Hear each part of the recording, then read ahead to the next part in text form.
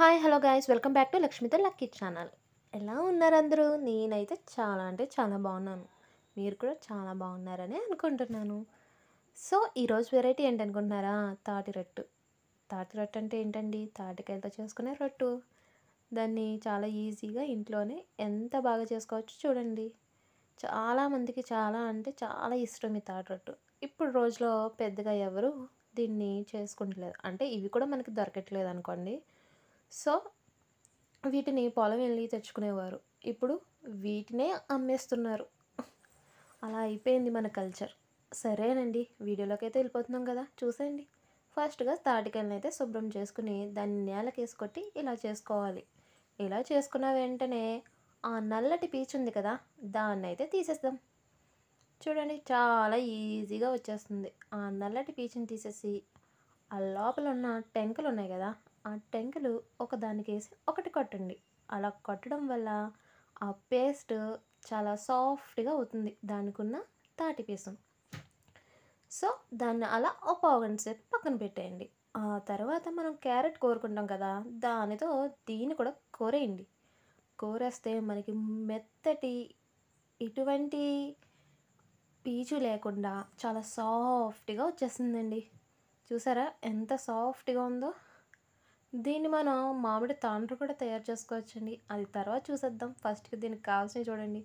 ఆ తాటి పీసంలో ఇడ్లీ రవ్వ లేకపోతే వరినూక, సో ఈ రెండు కూడా వేసుకోవచ్చు. నేనైతే ఇడ్లీ రవ్వతో చేస్తున్నా. అలాగే అందులోకి బెల్లం, మనకు తీపి అయితే ఎంత తింటామో అంత బెల్లం అయితే వేసుకోండి. అలాగే చిటికెడు సాల్ట్. సో నేను బెల్లం అయితే మిక్సీ పట్టుకున్నానండి. ఎందుకంటే చిన్న చిన్ని ముక్కలు కూడా ఉండకుండా నేను సాఫ్ట్గా ఉండడం కోసం బెల్లం మిక్సీ పట్టుకున్నాను.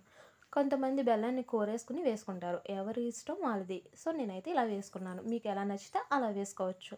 సో ఇడ్లీ రవ్వ అంతని ఇంతని క్వాంటిటీ అయితే ఏమీ లేదండి. అది మనకి గట్టిగా ఉండాలి.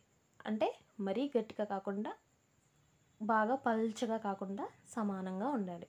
సో నాకు ఇంకా ఇంకా పడుతుంది కాబట్టి నేను వేసుకుంటూ తిప్పుకుంటూ చూసుకుంటున్నాను. సో మీరు కూడా అలాగే చేయండి. ఒకేసారి వేసేయకండి. అలా కొద్ది కొద్దిగా వేసుకుని అది ఎంత క్వాంటిటీ పడుతుందో అంతవరకు వేసుకుంటూ ఉండండి. అంతే, చాలా అంటే చాలా ఈజీ ప్రాసెస్, అంటే చాలా టేస్టీగా కూడా ఉంటుంది. మీకు ఇంకో విషయం చెప్పనా? తాటి రొట్టె ఎప్పుడైనా సరే వేడి వేడిగా తినకండి. ఎందుకంటే వెంటనే మోషన్స్ అయితే పట్టేసుకుంటాయి. సో వేడిగా తినకండి, చల్లారిన వెంటనే తినండి. సో ఇలా గట్టిగా ఉండాలిమాట. దీన్ని ఒక పావుగంట సేపు పక్కన పెట్టేద్దాం. అంటే ఇడ్లీ నాకు కొంచెం ఉబ్బుతుంది కాబట్టి. సో అలా చూసారా, ఇలా గట్టిపడిపోతుంది తర్వాత. సో దీని వెంటనే మన పాత మూకుడు ఉంటుంది కదా, అంటే ఇప్పుడే కొత్త మూకుడు అనుకో వెంటనే దానికి పట్టేస్తుంది, సరిగా రాదంటారు. సో అందుకే పాత మూకుడు తీసుకుని అందులో కొద్దిగా ఆయిల్ వేసుకుని అది హీట్ అయ్యాక ఈ పేస్ట్ అందరినీ దాంట్లో వేసి ఇలా స్ప్రెడ్ చేయాలి. చూసారా, ఇలా స్ప్రెడ్ చేసి అటు ఇటు ఒక 20 నిమిషాలు కాల్చుకున్నారనుకో, మన తాటి రొట్టు రెడీ అయిపోతుంది. చూసారా, చాలా ఈజీగా అయిపోయింది.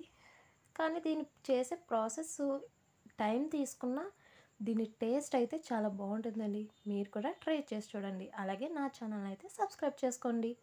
And thank you for watching. అలాగే మీకు ఎంతమందికి తాటి రొట్టె అంటే తెలుసో, అలాగే ఎంతమంది తిన్నారో నా కామెంట్ సెక్షన్లో మాత్రం కామెంట్ చేయండి. Bye, thank you.